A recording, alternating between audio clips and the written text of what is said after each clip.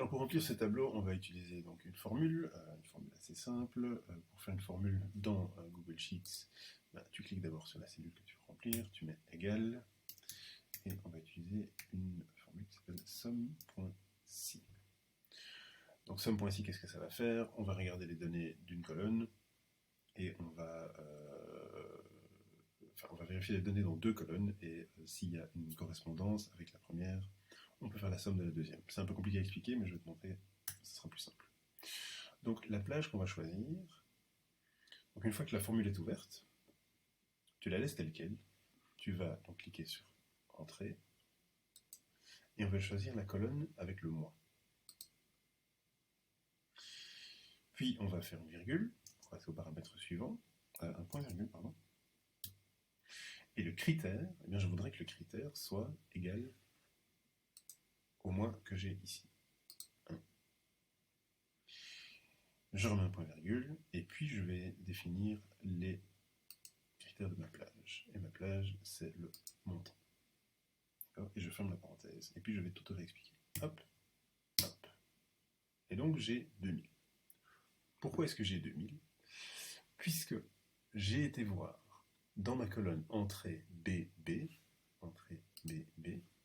c'est-à-dire B ici, j'ai été voir toutes les valeurs pour lesquelles le contenu de la cellule est égal à ce que j'ai ici sur ma gauche. Donc en fait, j'ai été regarder toutes les rentrées financières qui correspondent au mois numéro 1. Et pour toutes ces lignes-là, j'ai été prendre la valeur qui est dans la colonne D. Okay. Donc ça veut dire que si le 1er février,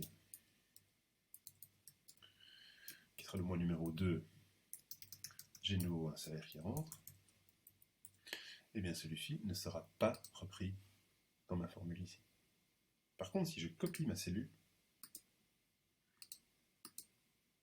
je fais CTRL-C ou CTRL-C, et que je la colle ici, là il me met 1000. Pourquoi? Parce que, en fait, comme les formules sont relatives, ici, au lieu d'aller chercher le 1, il va chercher le 2, qui est juste à côté de lui. Et donc, il va faire la somme de tous ceux pour lesquels le mois est 2. Et donc, si de nouveau, je copie et je recolle tout ça, et bien voilà. Alors là, j'ai toutes mes entrées pour toute l'année. Okay, donc ça, c'est mes salaires de janvier, mon salaire de février, et les autres, comme j'ai rien dans mon tableau, fatalement, les données ne se complètent pas.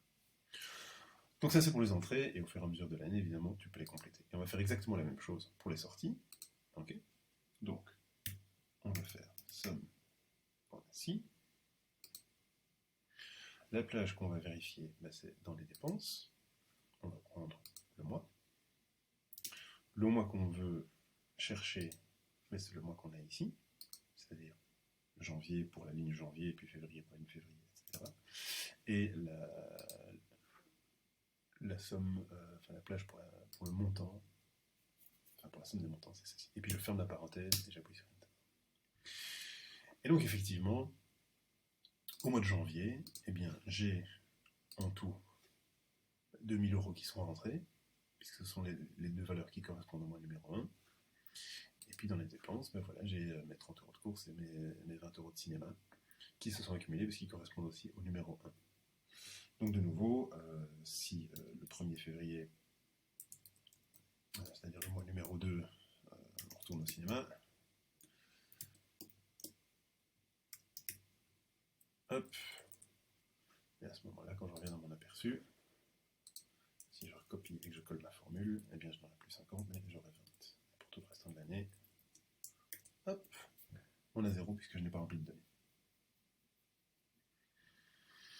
Et pour finir, alors, les en-têtes ici, je vais les mettre en gras parce que je trouve ça plus joli. Hop. Et pour finir ici, je vais faire le bilan de mon mois, c'est-à-dire que je vais calculer combien j'ai dépensé par rapport à combien j'ai gagné. Donc de nouveau, j'utilise le signe égal, et je vais cliquer sur les cellules, je vais ce qui est rentré, moins ce qui est parti, et j'appuie sur Enter. Et j'ai mon bilan. Ah, et en plus, il va même me suggérer de remplir la même chose pour les autres. Et voilà.